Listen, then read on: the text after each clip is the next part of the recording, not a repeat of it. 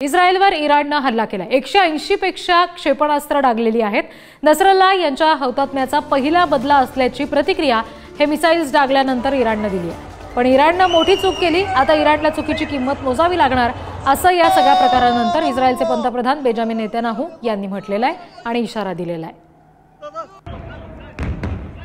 प्रतिनिधी पद्मेश पवार यांच्याकडून आपण आणखी तपशील घेणार आहोत। पद्मेश, या सगळ्यानंतर आता इराणने जी प्रतिक्रिया दिली आहे त्याचा फार विचार करावा लागेल, कारण भविष्यात इराणकडून सुद्धा आता या सगळ्या संदर्भात जसा आता प्रकार घडलेला आहे तसंच पुन्हा नेतन्याहू सुद्धा इशारा देताना दिसतात। आणखी काही घडू शकतं का पुढे? नक्कीच रितेश, आपण पाहिलं तर अनेक दिवसापासून जे इस्रायल आणि पॅलेस्टाईनचे युद्ध चालू होतं त्याच्यामध्ये आता इस्रायलने लेबनॉनवरती पण आपण 2 दिवसापूर्वी त्यात गेले होते, हिजबुल्लाला धडा शिकवू असं त्यांनी सांगितलं होतं। त्याचबरोबर आता हिजबुल्लाचा जो म्होरका आहे नसरल्ला त्यांना ठार केल्यानंतर जवळपास आता इराण पण ह्याच्यामध्ये युद्धामध्ये घुसल्याचं आपल्याला पाहायला मिळते। काल रात्री जवळपास 180हून अधिक ज्या मिसाईल्स आहेत ते त्यांनी आपल्या जे इस्रायल आहे तिथे जे वेस्ट बँक आहे त्या परिसरात डागल्याचं आपल्याला पाहायला मिळालं। त्यानंतर त्याच्या सगळ्या मिसाईल्स आहेत त्या इराणच्या जे डिफेन्स फोर्स आहेत त्यांनी सगळ्या हवेतच पाडून घेतल्या। काही ज्या मिसाईल्स आहेत त्या जॉर्डनमध्ये पडल्या तर काही तेल अवीवमध्ये पण पडल्या।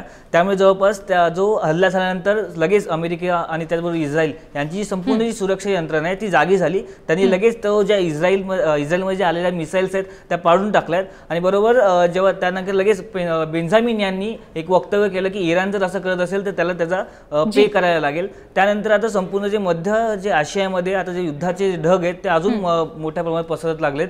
आता यानंतर अमेरिका आणि इस्रायल काय करणार याचं संपूर्ण जगाकडे लक्ष आहे। निश्चित धन्यवाद पद्मेश दिलेल्या माहितीसाठी।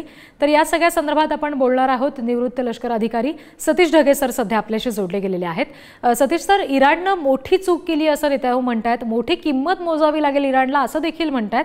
काय नेमका इशारा समजायचा हा? युनायटेड नेशन्स जनरल असेंब्लीच्या त्या फोरमवरून स्पष्टपणे संपूर्ण जगाला ठणकावून बेंजामिन नेतन्याहू यांनी 2-3 दिवसापूर्वीच त्या ठिकाणी सांगितलं होतं, 27 सप्टेंबरला सांगितलं होतं की इस्रायलकडे त्यांची जी क्षमता आहे ती खूप मोठ्या प्रमाणावर आहे आणि इराणमध्ये घुसून कुठल्याही हद्दीपर्यंत जाण्याची जी आहे आमची क्षमता आहे। नक्कीच ज्यावेळेस आता इराणनं अशा प्रकारे साधारणतः 200हून जास्त मिसाईल त्या ठिकाणी दाबलेले आहेत आणि दॅट टू अशाही न्यूज त्या ठिकाणी येत आहेत की हायपरसोनिक बॅलिस्टिक मिसाईल सुद्धा जे आहे इराणकडून इस्रायल विरुद्ध त्या ठिकाणी डागलं गेलं।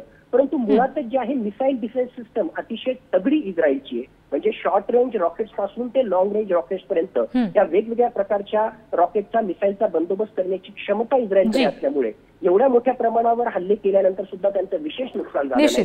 पण आता खऱ्या अर्थानं याच्या माध्यमातून इराणच्या न्यूक्लिअर फॅसिलिटीजला जे आहे उद्ध्वस्त करण्यासाठी अमेरिका आणि इस्रायल पुढाकार घेतं का? आणि जर तसं झालं तर मग नक्कीच हे युद्धाचे वारे जे आहेत ते मोठ्या प्रमाणावर घोंगवताना आपल्याला स्पष्टपणे दिसतील। जी सतीश सर, धन्यवाद। ही सविस्तर प्रतिक्रिया आपण पुढारी न्यूजला दिलीत यासाठी।